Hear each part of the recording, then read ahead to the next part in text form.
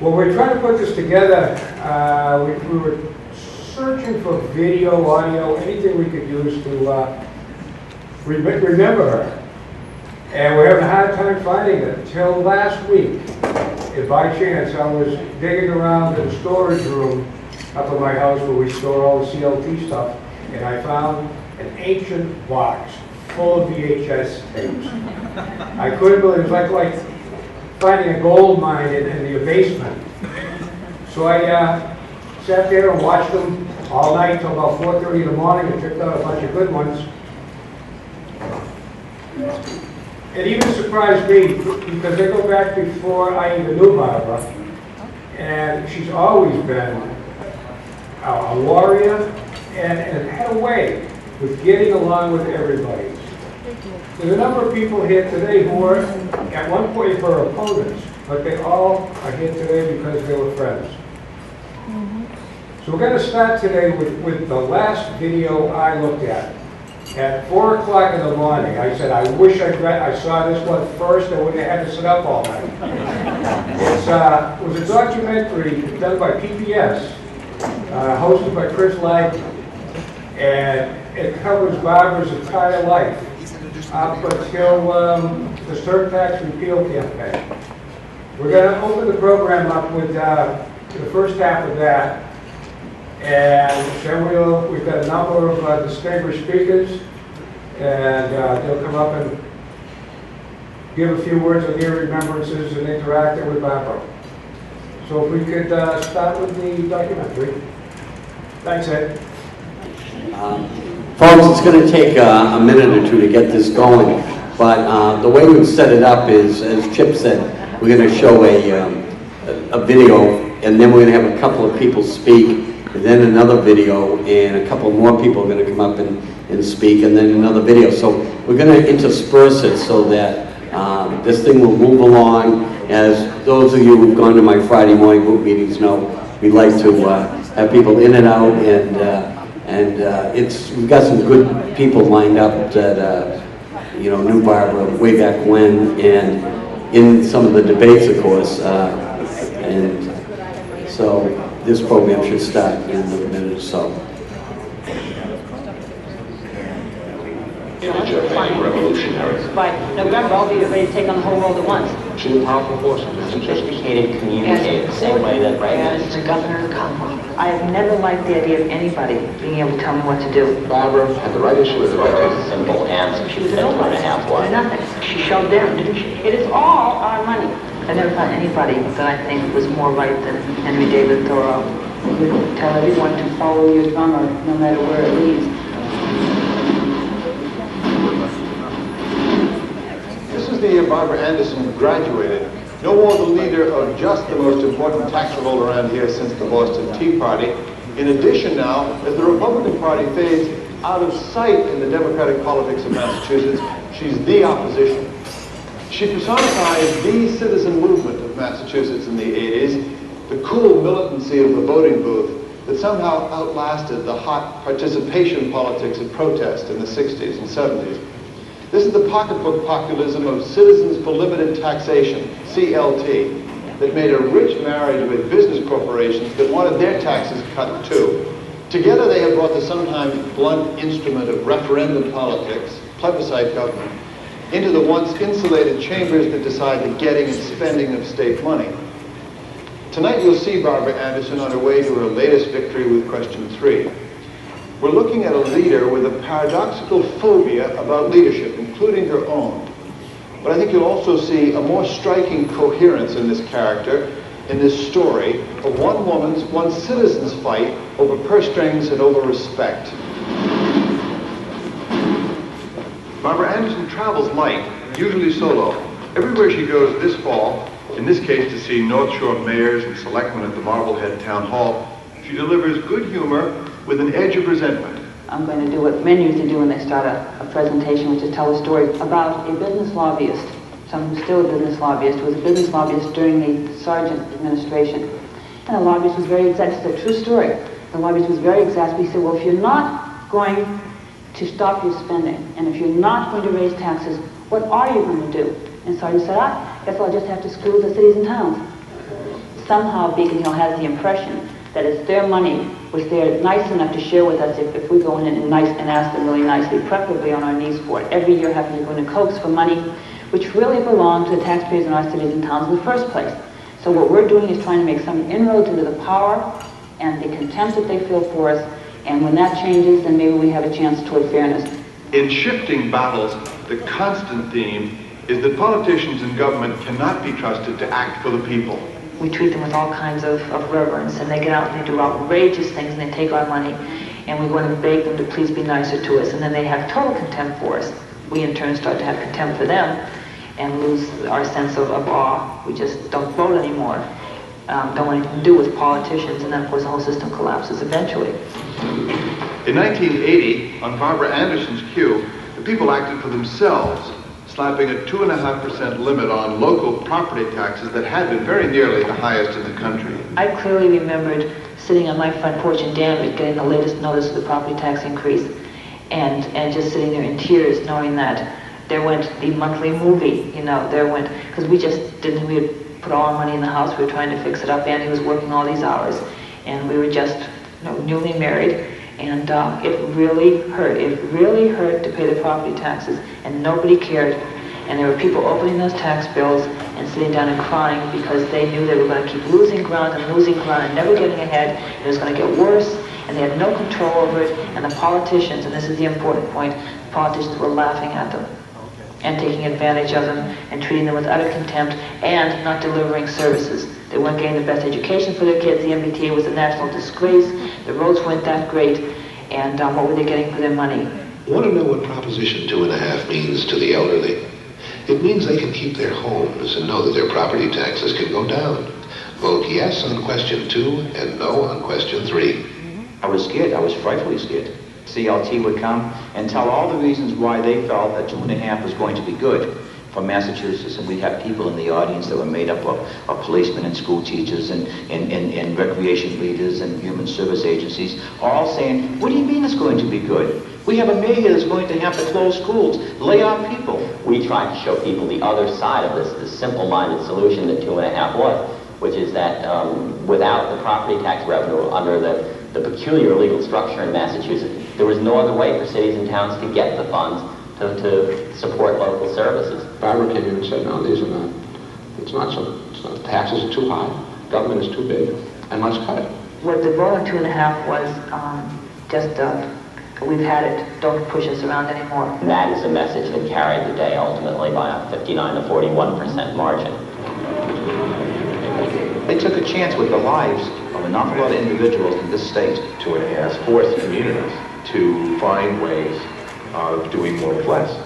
Prop 2.5 is history now, hotly contested history. We didn't slice off small bits of fat, as Barbara used to talk about, fat in the local budget. We hacked away at bones. I closed 6 elementary schools since 2.5. I have my 3 junior high schools closed right now. Many communities still have not recovered from cuts in police, fire, education, parks. 2.5 would not have worked without the legislature coming through and helping it work. I don't think that it's a great step forward to have the state telling the cities and towns how they should spend their money. That really diminishes the whole idea of local control of the individual in government. If CLT were really a populist group, and if it really had populist ideals, it would be extremely unhappy with the results of 2.5, which are reduce the involvement of citizens in the operation of local government. By winning a big one, the people felt better about the state and were more willing to cooperate in making it a better place. Doing complicated issues like public finance on the ballot, where you have only a yes or no choice, is in principle a reckless way to go.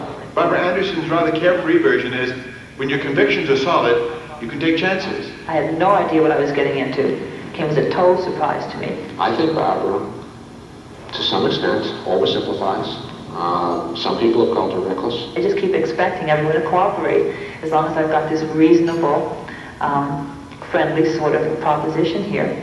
Why don't we just all work together and do it? It took me a long time to adjust to political realities and to learn what the system is like.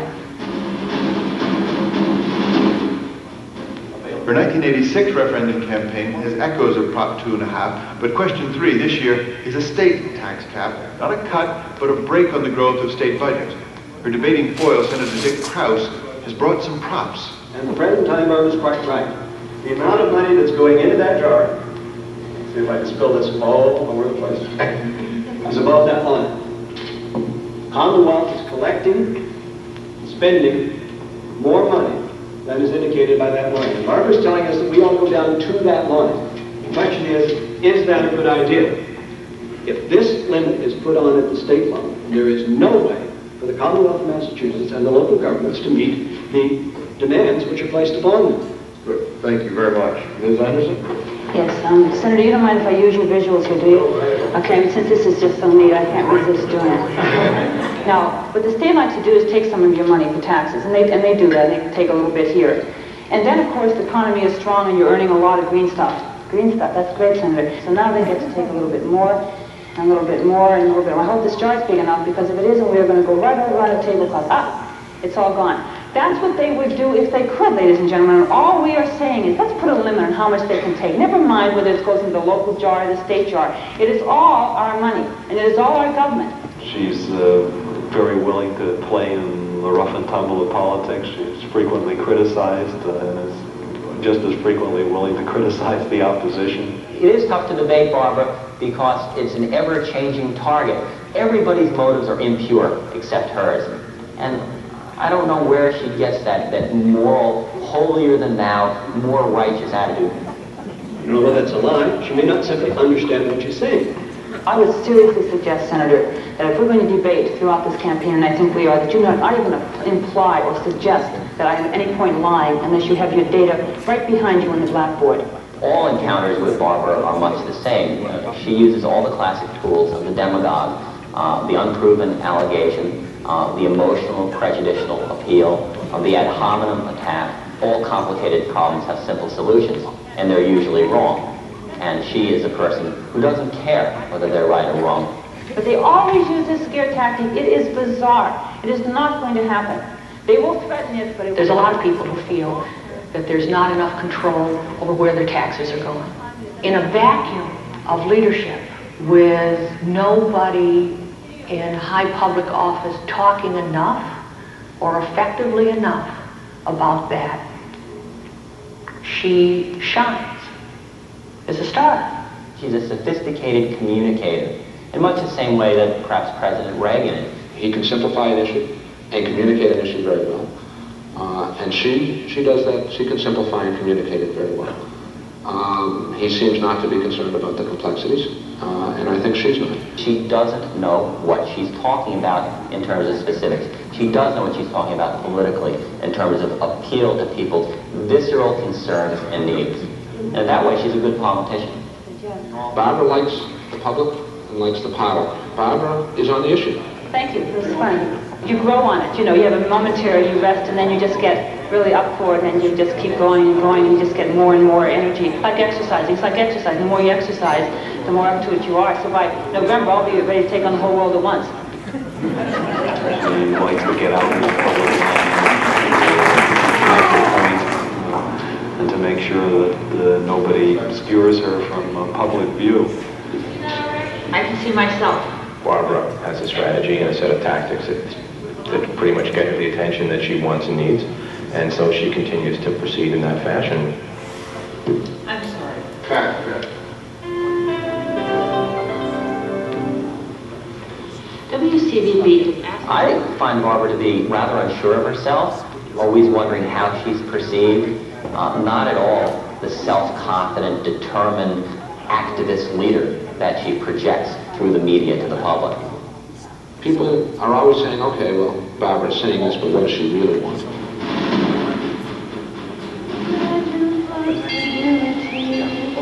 In one phrase, as Ronald Reagan's pitch was to get government off your back, Barbara Anderson's demand is, leave me alone.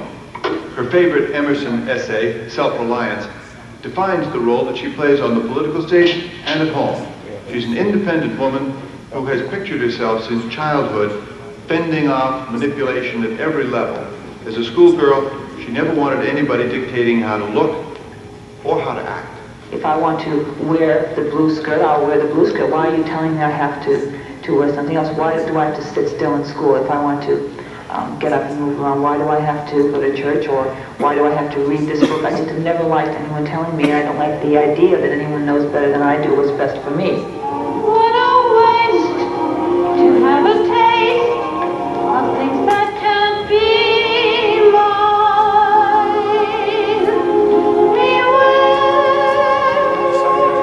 Where is it written what it is I'm meant to be? Barbara Anderson grew up in... All right, folks, we're going to resume this near the end of the program.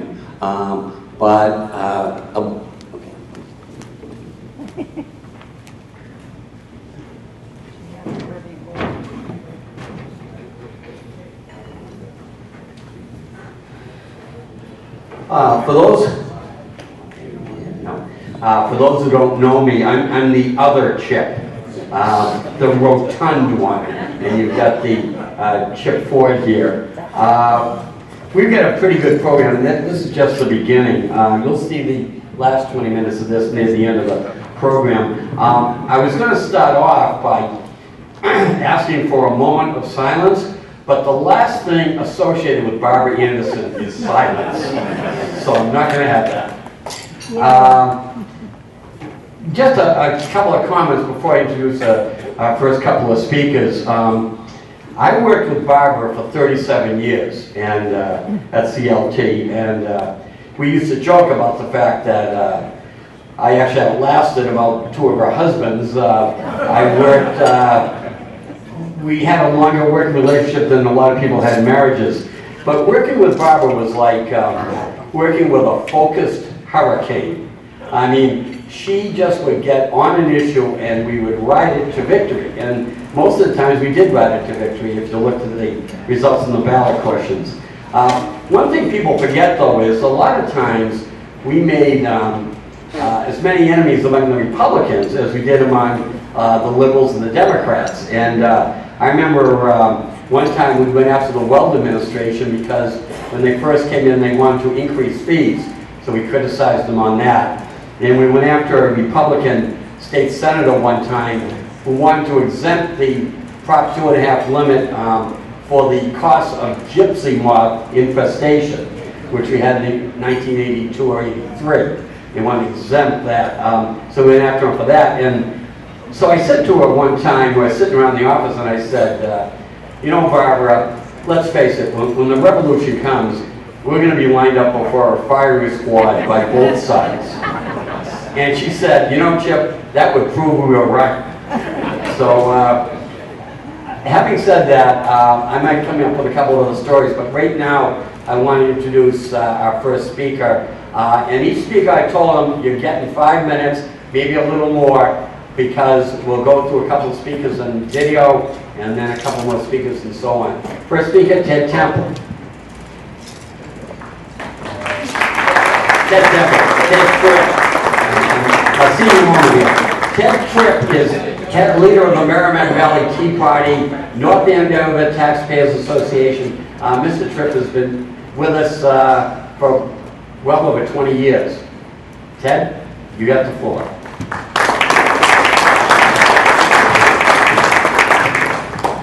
Thank you, Chip. Good afternoon, everybody. I'm a political activist and a Tea Party person because of Barbara Anderson. We met back in 1990, and I think many of you remember that was probably when she was most popular. Back in the late 80s, she was on the radio. You remember the Governors? I think a lot of you will nod here. With Howie Carr and Jerry Williams, Barbara on the radio, and they had a weekly show where they would basically act as if they were running the state instead of Governor Michael Stanley Dukakis. I hate to bring up a bad name. But anyway, in 1990, after they'd been on the radio a while, they actually took the show on the road. I think Howie will remember this. They went to 2 or 3 locations, and one of them was up in either Billerica or Chelmsford, up on the North Shore. And somebody gave me a couple of tickets, and I went up to listen. And it was really the greatest comedy show I've ever been to. I mean, it was even much better than it was on the radio. And I decided after listening to the three of them that I was going to stick around and meet Barbara. I'd never met her before. And she was so popular in those days that you had to wait in line to meet her. So after the show was over, there were about 6 people waiting to say hello and chat, and I stood in line. And when I finally got up to say hello, I said, "Barbara, my name is Ted Tripp, and I just made a change in my employment, and I have some time on my hands." And this was during the Question 3 campaign, and I said I can come into the office in Boston a day a week, volunteer, help out wherever you want. And as I was shaking her hand, she grabbed my hand and kissed it. And nobody had ever done that before when I shook hands with them. But that was typical Barbara, because she was impetuous. She was always very thankful when people volunteered their time. And so I went in a day a week on the Question 3 campaign, which was to roll back the Dukakis tax and fee increases back in that era. But we became good friends afterwards, and over the years we exchanged a lot of emails and phone calls, and we helped each other out. We both liked to write a lot, so we would exchange ideas from time to time. And have a lot of good stories, a lot of fond memories of Barbara. And I'll just leave you with one last item. I think a lot of you probably read her weekly columns on a regular basis, either online or in the Salem News or Eagle Tribune. And one thing you may not have known, and that is the last few years, many of those columns were directed towards women. And if you didn't know that, you may not have noticed. But she told me some time ago that she felt that her message of limited taxes, limited government, and limited spending was not really being taken or received by enough women across the Commonwealth. So she subtly was trying to get her message across in the many stories she told in her writing. So she was trying to get more of the women involved on her side of the politics. So we're all going to miss Barbara, we're going to miss her writings, and I just wanted to share those great stories with you. So thank you very much.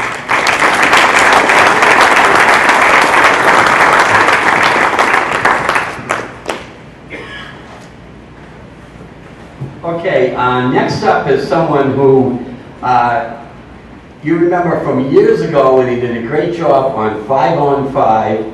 I miss his witty repartee with his opponents on the program, and but he came today, and we wish he was still on TV. Avi Nelson.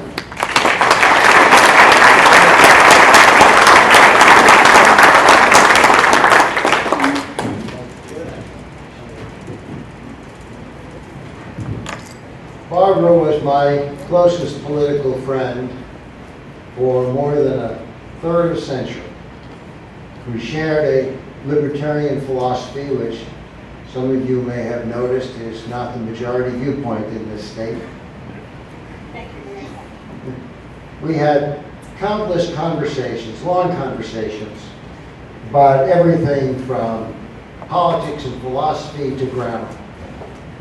So how to pay homage to a relationship of such duration and such depth in just a few minutes. More should be said than can be said. Let me focus on just a few extraordinary features of Barbara. The first was her extraordinary command of the issues. She was always knowledgeable, well prepared, on topic. She knew what it was all about. And she could frame the arguments in incisive and compelling ways. Woe be to the opponent who came there unprepared. She countenanced not at all fools or foolishness gladly, and yet she managed to do it in such a way that most of the people, even though they may be on the other side, disliked her positions and disagreed with her, liked and respected her. Now, that's very unusual in politics nowadays. We witness, for example, what's going on in the presidential contest. Then there was her extraordinary range. Most of us who talk about politics or write about politics, political issues, focus on the issues and talk in the narrow area of what we're discussing. But Barbara had the capability of weaving politics and history and relationships and music and fantasy and even her beloved cat Jilly into these columns. And she did it with such a delightful style that is usually denied to the rest of us more limited political writers. And then, lastly, there was her extraordinary modesty.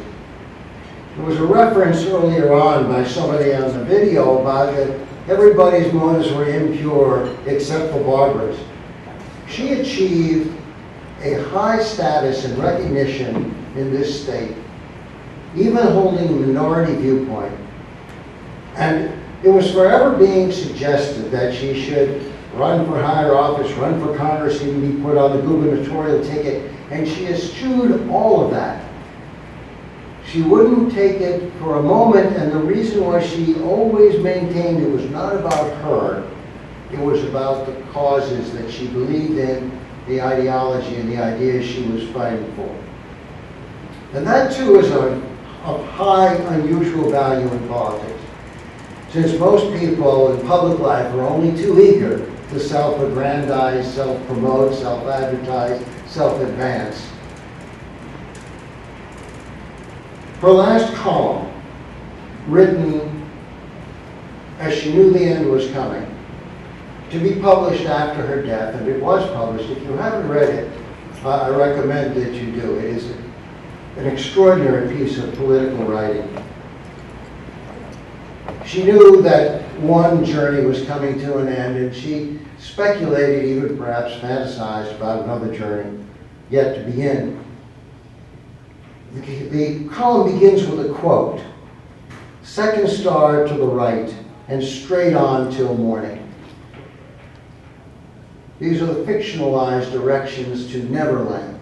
Neverland is the place from Peter Pan where people go to never remain young, never grow old, never grow up. It was one of Barbara's favorites. And perhaps she's on that journey now. We taxpayers have lost our greatest champion. We'll not see her like again. We already sorely miss her. I won't say rest in peace, but Barbara, thank you for all that you did, for the time you spent with us and all you accomplished. And may you have a sweet and pleasant journey past that second star, straight on till morning.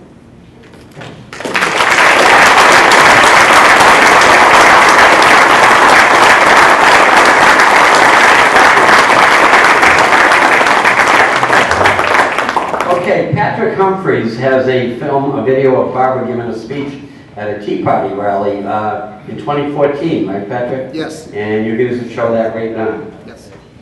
Thank you very much. I'm glad we went back into the past there for a little while. First of all, it reminds everybody that I'm old enough to know what I'm doing. And it's because some of you are too young to remember and therefore might be getting discouraged at the way things are going now. And I think we might as well talk a little bit about reality here. I know we have to do the rah-rah and we have to do the education, but the truth is, a lot of people who were members of the Tea Party and who came to these big rallies aren't here today. And I think a lot of them are discouraged or they're so afraid that they just want to think about something else, and so they aren't here with us. And we have to get those people back.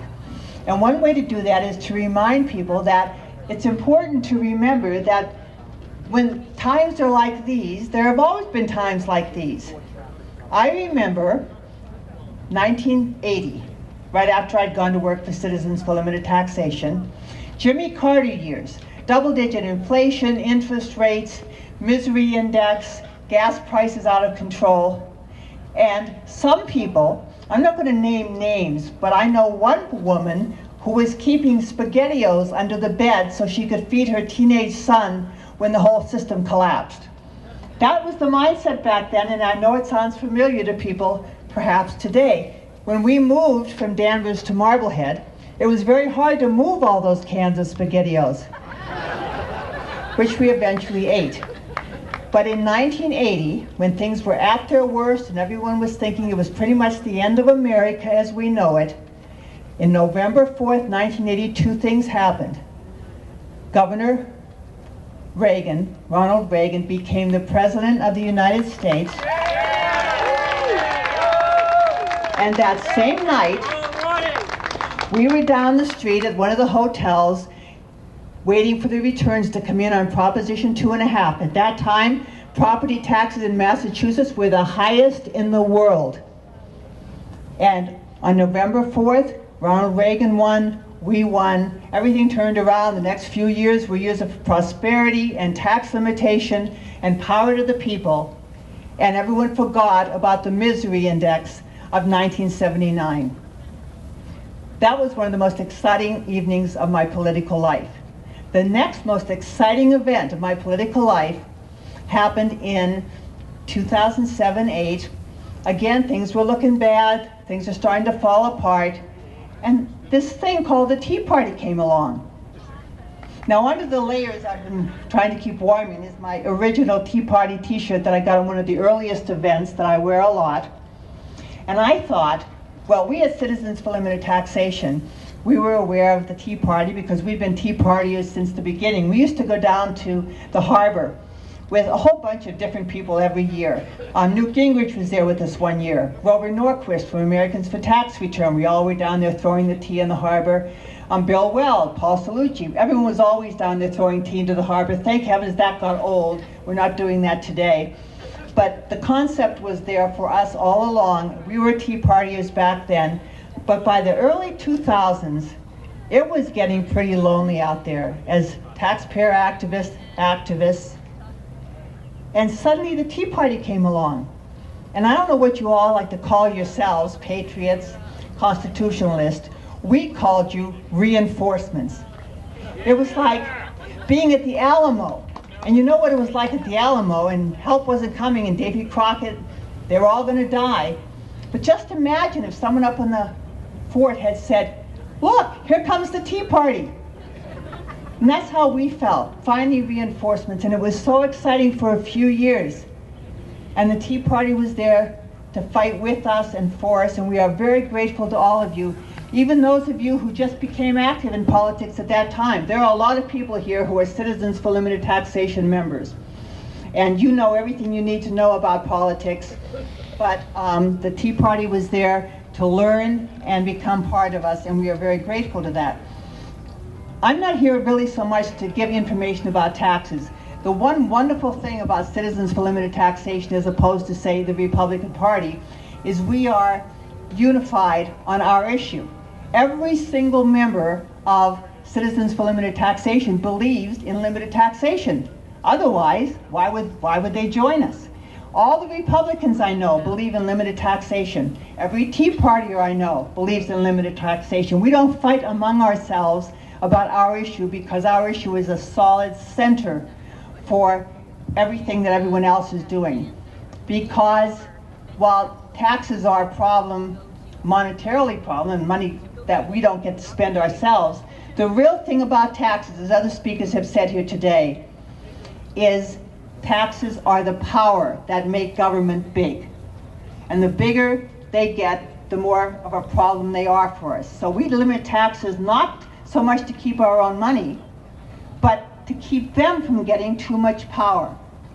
And the only thing you have to remember about taxes, the latest information, which I made sure I got for you today, that just comes out in April from the Tax Foundation, is that we have the 5th highest per capita tax burden in the country. So no matter what you hear about how we're not doing this, and we need more money for that, we need a gas tax increase, we need this, we have the 5th highest per capita tax burden in the United States of America. So we have plenty of money. That isn't our problem. We all know what our problem is. It's a governor who doesn't know how to manage any state agency, and a legislature, of course, that thinks it doesn't have to debate welfare reform in the middle of the budget debates. So we know what the problems are.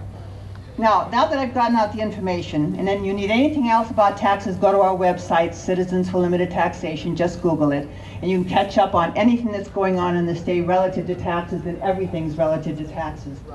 But I think my being the keynote speaker means that I'm supposed to go a little farther than just using my issue, explaining my issue, making sure everybody here is reminded of what's going on, and doing the rah-rah and the optimism, and someday things are going to get better. I think I have to have a plan. I think that's why I'm here. I think I'm supposed to have a plan. And I do.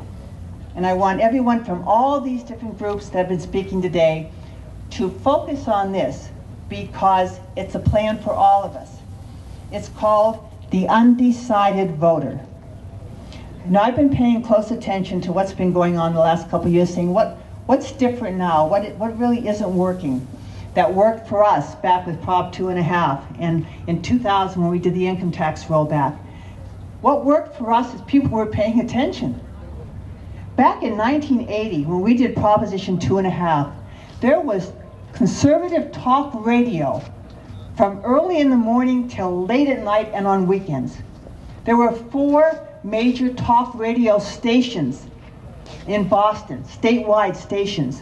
Almost every community, or a little series of communities, had their own radio station, and all of those would have a talk show every now and then. I used to do them. I'd go all over the state doing talk radio. Newspapers back then were big and carried our issues. If we were doing something, any of us doing something, there'd be pages of information about it. When we did Prop 2.5, the Globe ran a story every day for 2 weeks on different sections of 2.5, analyzing it, giving the pros and the cons. Now when you do a ballot question, you're lucky they mention you're out there getting signatures. People aren't paying attention. They aren't reading the newspapers. They aren't watching one of the 4 television stations we had back then. When I used to do a television interview, I'd maybe have 4 or 5 minutes on a 10-minute segment. Now if you see me on television, you will hear me say 20 words in a segment that is 30 seconds. And while we're speaking, at the bottom of the television screen, they're running, I don't know, next day's news or what's coming up on the next show. So the attention is so scattered now, and people don't have time to go to rallies, and they have so many rallies to go to, and there's so much going on that I think that's why people get despair. Even those of us who are activists don't know what to do next. So for this coming election, which has been said before, is the most important in our history since 1980 at least, and maybe even more important because I'm not sure it's going to be that easy to come back as it might have been in the past because of the scattered attention. This election in 2014 and then 2016 is going to decide whether we keep America or not. Now, of course, we're a taxpayer group at the local level, but it's no point in kidding ourselves. If the country doesn't survive, nothing we're going to do for you. So we're very focused, too, on the tax issues nationally and on all the other issues nationally. And we know that we have to win. In 2014, we have to take the U.S. Senate, keep the House. That's what we have to do for all of our issues. And in 2016, we need a president. And how are we going to do this? Here is my plan, and it's 3 words that I want everyone to please remember. The undecided voter. Because all of us, we know so much. And every time we run into an undecided voter, we want him or her to understand everything we know. So we give them the 10 or the 20-minute lecture or speech, the things you've been hearing today. You have to understand all about Common Core. Well, they're not going to stand there for half an hour to understand all about Common Core, or about the latest tax issues, or the Constitution, or all the things that we know, so we can start right with the middle of the conversation and then go on to our point of view and maybe some little disparities we have here and there. The undecided voter doesn't know anything about anything, and yet he is going to vote. Now, I'm not talking about people who don't vote. If there's one group of people in the country who don't count at all with any of us, it's the non-voter. If they don't vote, if they're apathetic, what do we have to do with them? Do we really want to spend half an hour trying to convince them to vote? This is not the League of Women Voters here. We would rather people didn't vote. if they don't know what they're talking about, and most people don't. But if they're going to vote, then they have to know something, understand something about what we're talking about. And I think if they're Americans, and they should be Americans to vote, they have an instinctive understanding of what we're talking about. Some of them are older and they actually learned about the Constitution in school. But Americans, as Americans, genetically understand about freedom. And the fact that they're not hearing that out there in the media and they're not hearing it in school doesn't change the way they are. So they just need us to reach them with a simple message that resonates with what they are, and then we take them to vote the way we want them to vote.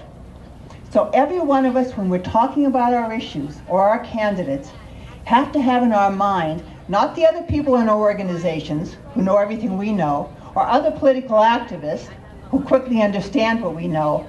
We have to keep in the back of our minds the undecided voter and keep our message so simple, because you're not going to teach them everything you know. So simple that they will relate to it.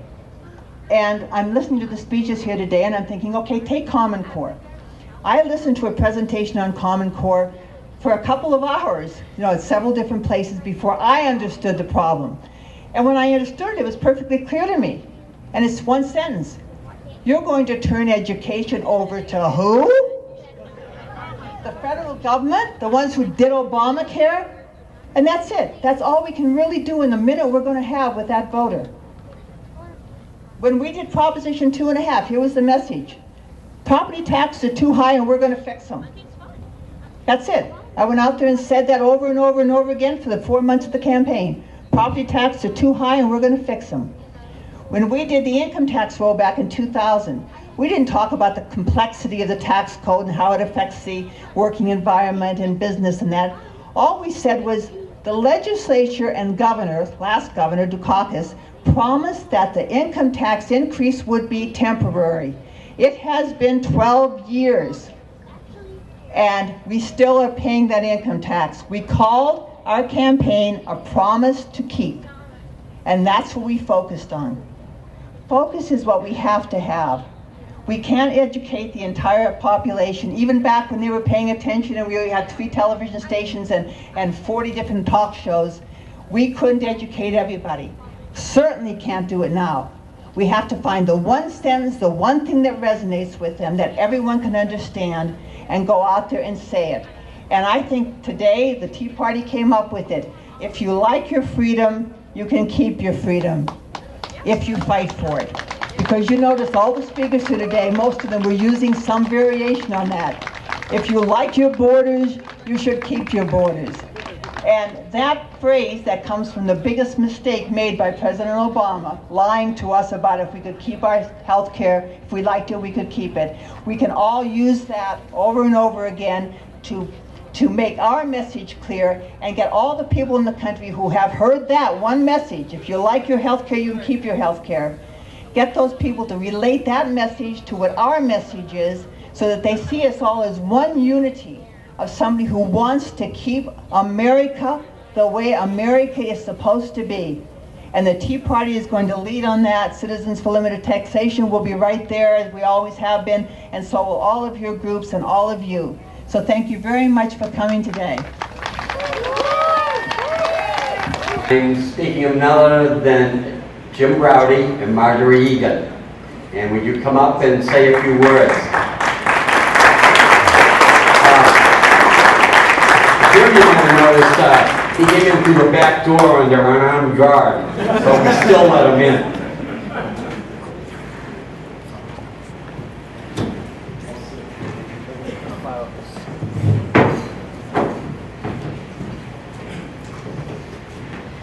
So long before I knew my radio partner in crime, Jim Browdy, I knew Barbara Anderson, or at least I knew who Barbara Anderson was, because I grew up in Fall River, and before Proposition 2.5, people's property taxes were practically equal to the value of the houses they lived in. So when she won that fight for 2.5 back in 1980, Barbara Anderson became a big legend in my neighborhood. But fast forward to 1990, when the tax cutting question 3 was on the ballot.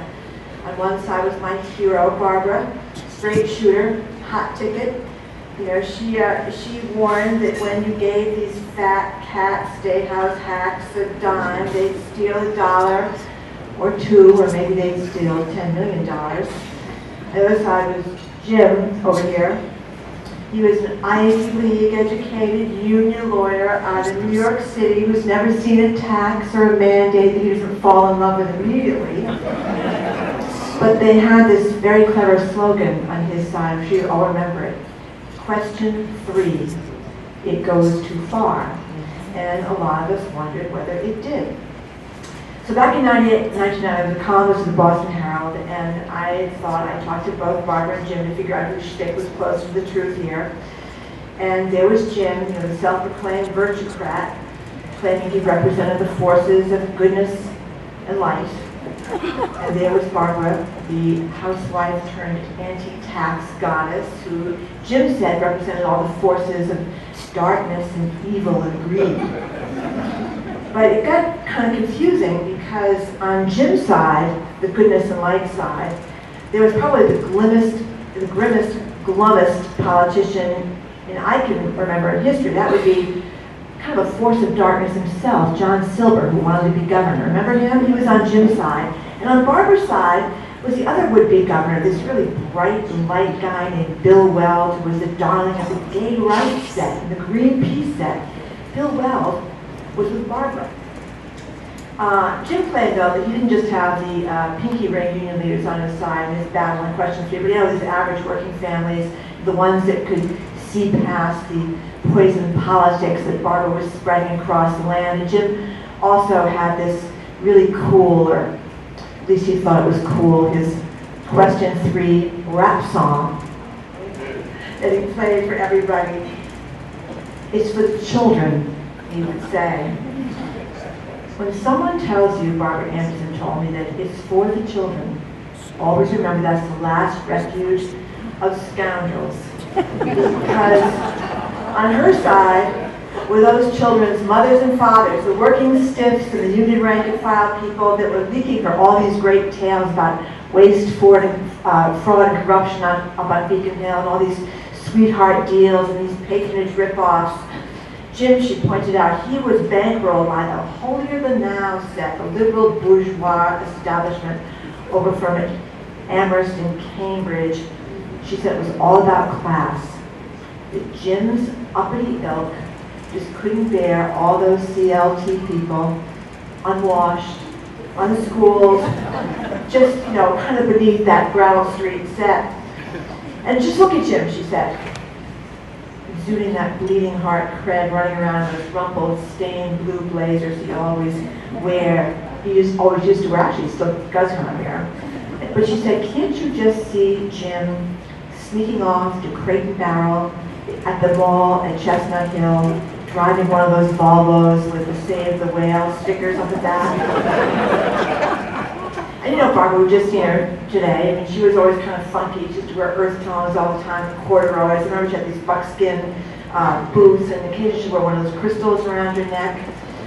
She didn't really care much about clothes or makeup, but she did admit that she was having that wild hair of hers kind of blown dry for the question 3 campaign only, she said. Now, I told her that Jim said her side is all about hate and tearing down and telling the poor to eat cake. And Barbara said, Jim Browdy hangs with the Sandinistas in Harvard Square. I'm the one who understands working people. I told Jim that Barbara said he's sneaking off to Crate and Barrel in that Volvo with the Save the Whales bumper sticker. Oh! Jim got all upset. He whined. He said, what are you doing to me? I would not wear a pair of Birkenstock sandals if my life depended on it. And as for Save the Whales bumper stickers, when I see one, I tear it off with my teeth. Plus, he said, I've been in the private sector, let me make that very, very clear. I ran my own small business. But what Jim didn't tell me at the time, that small business was actually a hippy-dippy leather store in Provincetown. Anyway, Jim went on the offensive. Barbara got her car phone an entire week before Jim got his car phone, and Barbara lived in oh so precious Marblehead, All those yachts went up there, sail power, as in you would not be caught dead in a powerboat that was so revered. Plus, she drove this '89 Honda Civic. She used to drive a Nissan too. She drove foreign cars, while Jim drove a good old American-made Oldsmobile Cutlass '81. But what he didn't tell me again is that as soon as the Question 3 campaign ended, he did buy that Volvo with a Save the Whale license plate on the back. So to sum up here, back in 1990, Jim said Question 3 goes too far, would bring Armageddon to the mean streets of Massachusetts, and Barbara said that Jim Browdy was absolutely and completely full of it. So where did this leave all the voters back in 1990 whose tale was really closer to the truth? Oh, well, I think all these years later, we know the answer. Sorry, Jim. But Barbara Anderson, much beloved, much missed, much admired, was right. So may peace indeed be with her in a tax-free eternity.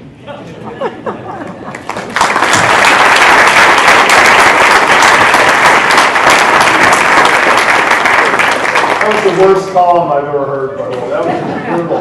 By the way, in light of the fact this is the only time I've ever probably going to get applauded at a CLT event in my whole life, I feel I have to apologize because now it's proven to be untrue. I would say to Barbara all the time, you know, your people don't even have enough sense to come in from out of the rain, but apparently they do.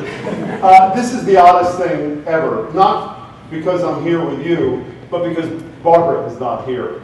She spoke at my retirement thing from the Tax Equity Alliance. I knew she'd never retire. I just also thought, and I mean this sincerely, that she'd never die. I really did. And when I said to the Globe and a few other papers when she did die that she was a political force of nature, she was, unlike any I've ever seen in my life. By the way, before I met her, the first thing I was shown when I was hired for my job was of her ironing. And the notion was I was supposed to be lulled into this belief, well, obviously this is a piece of cake, it's going to be a walkover kind of thing. First day I was hired, John Olver, who was then a state senator, became a congressperson from Western Mass, who is further to the left than I, loved Barbara, by the way, and I think had huge respect for her, even though he, like I, agreed or not. Barbara always used to say we were different genetic species, which I think is a fair description. The first day I was on the job, John took me to the editorial page of the Greenfield Reporter. I don't know if the guy's still there. Tim Blagg, has anyone heard of him? He was the editor forever. He says, listen, I'm totally with you. You are never going to win anything against this woman. Because people like you talk billions and trillions. She brings everything down to the barbershop level. And she did. Her brilliance, I mean, her ability to translate complex notions, not like my colleague Bob Schaefer said, into oversimplified demagoguery, but in a simple chunks for people to digest, was epic. We finally met. It was the most fun time of my life. We would sometimes in 1990 and beyond debate 5 times a day, sometimes in front of 5,000 people. Is that not the essence of democracy? The best of democracy? Thousands of people coming to hear a debate about an issue. 90% of the people at all the debates were hers, I should say. My favorite 2 moments, I don't know if anyone was there at the debate we had in Newton where there were about 4,000 people, because I had said in the whole debate, this is ridiculous, this tax cut. All it's going to do is you can buy an extra piece of pizza a week. So when Barbara and I got there, our supporters and hers were throwing pizza at each other outside and really deliberative back and forth. And you do know that Barbara and I went to every debate, virtually every debate together in the same car. Her people couldn't believe it, mine couldn't believe it, but there was this odd thing going on that caused us to do that. The other debate that I remember, and then I'm going to talk about 2 quick things that have nothing to do with the debates, and then I'll sit down, is I was in West Bridgewater. We did a debate in West Bridgewater, where I would say if there were 1,000 people there, 998 were for her, and 2 were on my side. And there was a guy sitting in the front row, closer than Chip Ford right here, I'd say about 5 feet away from me. I'll be careful in my language here. For the 90 minutes of the debate, all this guy did was stare at me, glare at me, and go, and this is not how he said it, F you. F you. And he said it like 50,000 times during the debate. A little unsettling. Two quick stories, then we'll go. 1992, we had a question on the ballot, my side. The question on the ballot would require every bank, insurance company, and publicly traded corporation to disclose what it paid in taxes. It was settled before it went to the ballot. So the guy who was head of NECN said, how would you and Barbara like to host 8 weeks of election coverage since you don't have a ballot campaign? Well, we did it. And I think you're going to see a little piece of it later. Unfortunately, not the show I'm going to mention. This was like Wayne's World. If anybody saw it, it was the worst television in the history of television. And for the first show, Barbara and I did something. I was fairly friendly with Joe Kennedy, the father, not the current Joe Kennedy. Barbara was pretty close to Bill Weld. So I said, why don't you invite Weld? I'll invite Kennedy. And they'll get together for the first time. They're obviously going to oppose each other in '94. We'll get huge press because this will be their first meeting. Well, we did get that. We got huge press. It didn't quite work out as expected. Here's the banner headline on the front page Metro with a globe the next day. Weld-Kennedy debate radiates little heat, but Kennedy versus Anderson generates plenty. So let me just give you a little, 3 quotes from this story. I can't remember who wrote it. If all was sweetness and light between the governor and the congressman, it was not so pleasant between Kennedy and Barbara Anderson, executive director of CLT, on this particular show. Barbara Anderson, who called Weld the country's best governor, introduced Kennedy as, quote, the least awful of the Massachusetts congressional delegation, now that Brian Donnelly is leaving. After Kennedy harshly criticized supply-side economics as a dismal failure, Anderson jumped in, calling his comments nonsense and pleading with Weld, come on, Bill, say something. I mean, and that was what it was like. In any case, this is my favorite Barbara Anderson story, and then I'm done. As I say, we went to every debate together. I love it. I don't even know what we talked about in the car, frankly. I think one thing that propelled us, she may not like this, but this is true, we disliked a lot of the same people, which really is a bond. It really is. But we did. And I'd name some names, but some are sitting here. So here's the deal. We debate we debate 200 times in that, hundreds of times in that debate. And I think Barbara's a really good, you all know, she was an incredibly talented debater. I thought it was fairly even. She probably got the best of me more than I got the best of her. But it didn't matter how I did. At the end of the debate, we'd always go out. I'd get a cup of coffee. She'd have a Coca-Cola because she didn't drink coffee. And every time, without one single exception, people would come over to our table, even if I thought I did well. We're sitting like 3 feet from each other, and say, Barbara, thank you for saving the taxpayers. And would shake her hand, not with one hand, but with two, and I pretend like I have no ego. I have no idea who I am, and if they did, it was like, just blow me off. Well, you ever had a night, there's some elected officials and press people in the room I know who know you have these kind of moments, where you do, the governor knows this as well, when you have a moment where every single thing goes exactly as you want it to. You ever had one of those moments? We debated, I can't remember if it was Greenfield or North Adams, and frankly, I kicked her behind. I don't know if she had the flu or she was not interested or something. It was the best night I ever had by far. We go to a Friendly's afterwards. She orders the Coke, I order the coffee. A guy starts to walk over to the table. I remember this like it was yesterday. It was October of 1990. And he starts to walk over the table, and I said to myself, I can't stand this. The one night I got it totally right. He's going to walk over her, give her the two-handed shake, the no-back shake, thank you.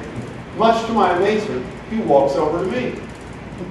Doesn't just shake my hand with one hand, shakes my hand with two, with the legendary Barbara Anderson sitting this far away.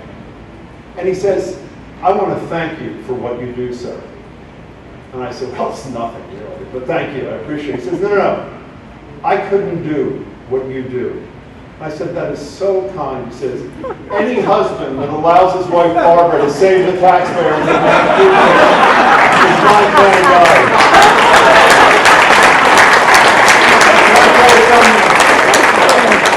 We agree on almost nothing in terms of issues, but if every single human being had this woman's relentlessness and spirit, this country and this world would be a far better place. We miss you, Barbara Anderson.